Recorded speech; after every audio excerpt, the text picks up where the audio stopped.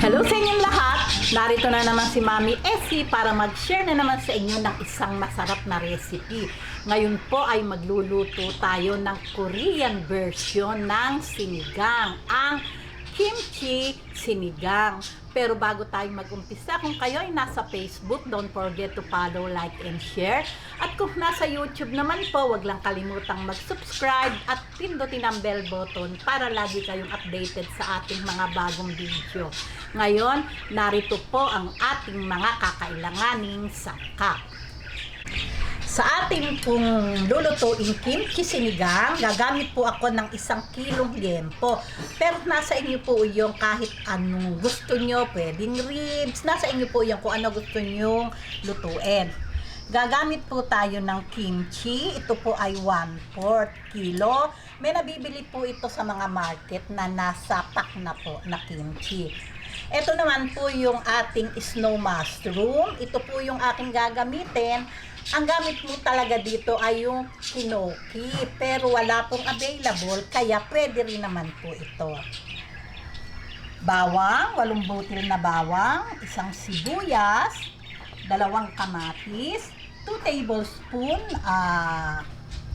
tomato paste, 2 teaspoon pamintang pino, asin, ito po yung ating gabi. Gagamit din po tayo ng okra, siling panigang, 4 cubes. Ito po gagamit tayo ng 1 maliit na sachet ng ating pampaasim at 2 tablespoon na patis. Yung pong asin, nasa panlasa po natin yan.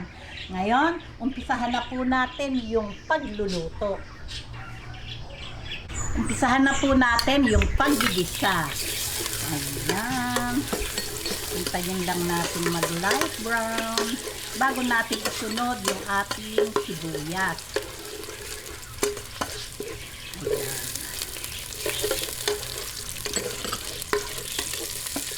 Sunod po natin ang kamatis. Ayan. Isa-isahin lang natin hanggang lumambot yung ating kamatis. Pagka po ganitong malambot na yung kamatis, isunod po natin tong ating tomato paste. Atin lang pong bisa-bisahin. Po natin tong ating liempo.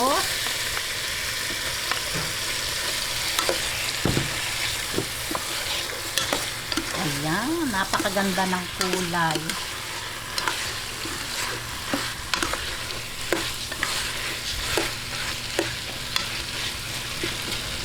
Lagay natin tong paminta para po lumasa itong ating patis.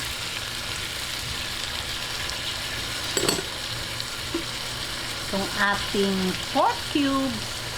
Nasa inyo po yan kung anong pampalasa yung gusto nyong ilagay.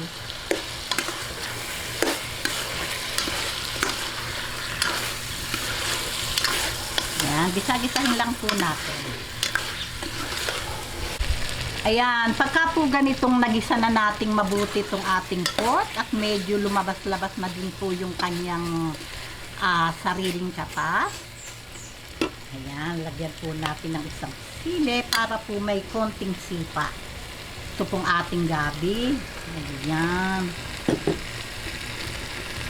At saka atin po siyang palambutan.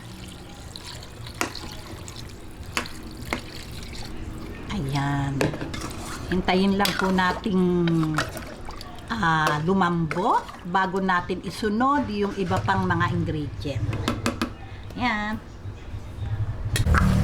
Ayan. Pagka po ganitong medyo malambot na po itong ating liempo, lalagay na po natin itong ating kimchi.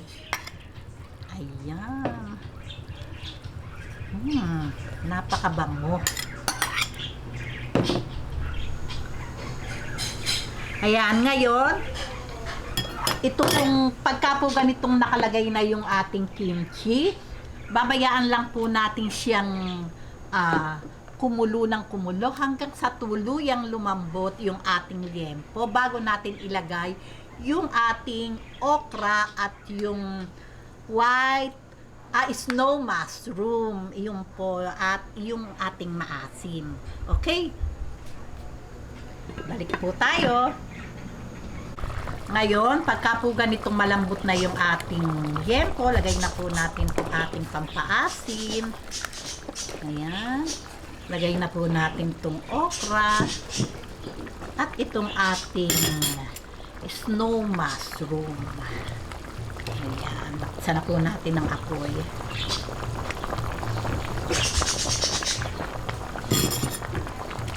Ayan. Pakuluan lang po natin to mga 3 minutes. 2 to 3 minutes ay okay na po ito.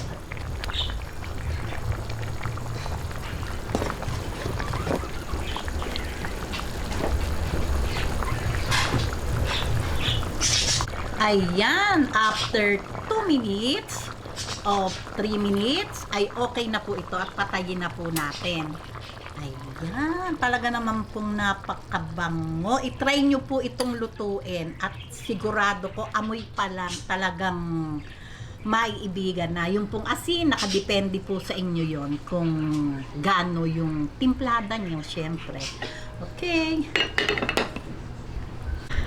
Ayan, ngayon atin na pong sandukin at ready na po ito para sa ating pananghalian.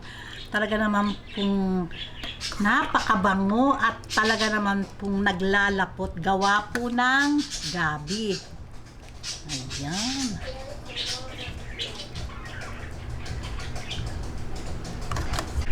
Ayan, heto na po ang ating napakasarap na kimchi sinigang.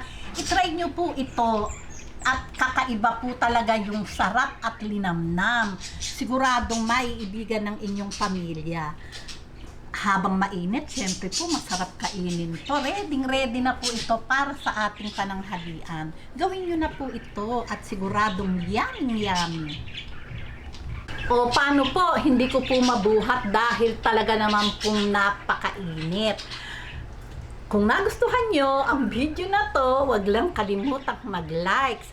At don't forget to share and subscribe. Bye-bye!